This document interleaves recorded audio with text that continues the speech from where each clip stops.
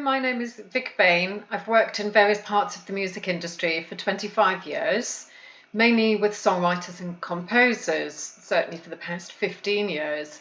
I'm now also doing a PhD looking at women's careers in music. So this is going to be a short presentation about women in film composition. The statistics for women making a living out of writing scores for screen is remarkably low.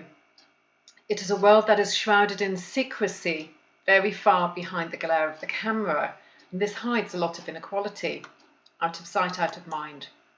But if you search hard enough, you can find revealing information, and it's like drawing back the curtains at the cinema. In data I received last year from the Higher Education Statistics Authority, which is a government agency that collects data from all UK degree providers, I found 28% of those studying film composition over a 5-year period, most at postgrad level, were female. But in the professional world, that figure drops considerably. In my Counting the Music Industry research, which I published last year, I found 9 UK screen composition publishing companies with publicly accessible rosters on their websites.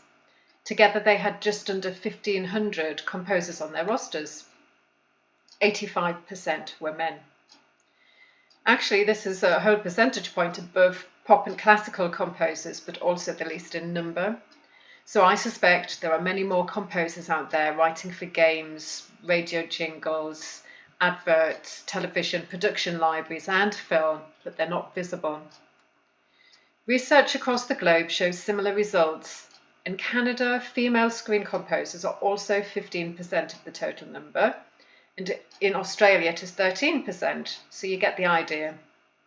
Now, the actual number of screen composers doesn't necessarily mean these women are being given the same professional opportunities as their male counterparts, and we see this in research conducted by the Screen Composers Guild of Canada, where only 5% of publicly funded productions over a 5-year period up to 2016 employed a female composer.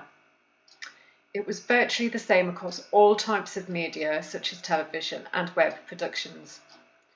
And this is, they found, despite the female composers having far more educational qualifications than the male composers. There was other research in the United States conducted by the Annenberg University academic team. They analysed 900 top-performing Hollywood movies over a 9-year period, digging deep into female representation on and off screen in what they called the most detailed intersectional and longitudinal analysis conducted in the movie sector. And yet only 1.4% of these soundtracks were scored by women. 9 unique women out of 998 composers across all of these movies. It is the worst profession to be in as a woman in the film industry. The Annenberg researchers call it the epidemic of invisibility. Now, we have heard of some of these women, despite all of the odds. Some of them have become household names, such as Rachel Portman, Anne Dudley, Debbie Wiseman, and more recently Hilda Gudnadottir.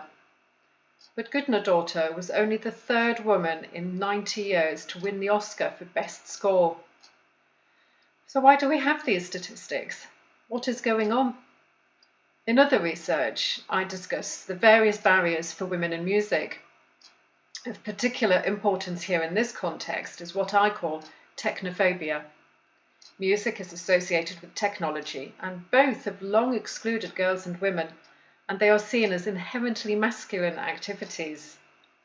This starts in childhood, both in the home and in the classroom, where numerous studies have highlighted how young women are socialized to not consider technology, and this lack of familiarity can alienate women from the technical aspects of music. The technological learning curve has become increasingly relevant as modern music relies less on instrumentation and more on digital technologies. It is vital all music education teaches technology competence to female music students, especially at degree level. And women who are experts in music technology often have their skills and expertise downplayed. In IT, this is called techno-hazing and strongly contributes to a woman's feeling she doesn't belong in a technical environment. And there's also the problem of networks. Men are great at building strong business relationships with each other, and a lot of this starts at university and onto professional work. Some will be formal, but a lot will be informally meeting in the pub, going out for a drink after a hard day's composing. Women are very often excluded from these spaces. Researchers have found women have inferior professional networks compared to men, and this leads to a loss of opportunity. SOCAN, again, found women were more often asked to participate in unpaid cattle calls, but the men were more often found to be asked for one-to-one meetings with directors, giving them additional quality relationship building time and opportunities. And what about that tricky label, female composer? Most female composers I know object to the term in itself because they feel their talent is not allowed to be taken at face value, but rather through the prism of their gender. However, in organisational research, any group that constitutes less than 15% of the total are considered and treated as tokens. This means members of minority groups act in particular ways as their uniqueness makes them stand out and gives them high visibility. This high visibility can lead to a self-consciousness of exaggerated differences, especially compared to the commonality of the dominant group.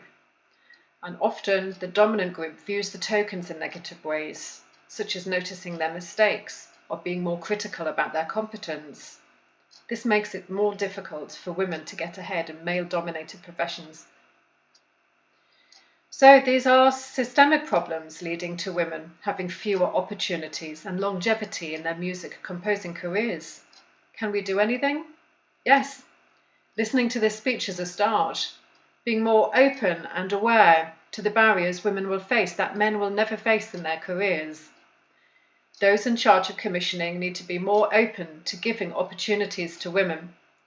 I'm not talking about discrimination against men, but positive action for women in order to counteract the overt and very often covert discrimination women face throughout their composing careers. It is in all of our interests that this happens.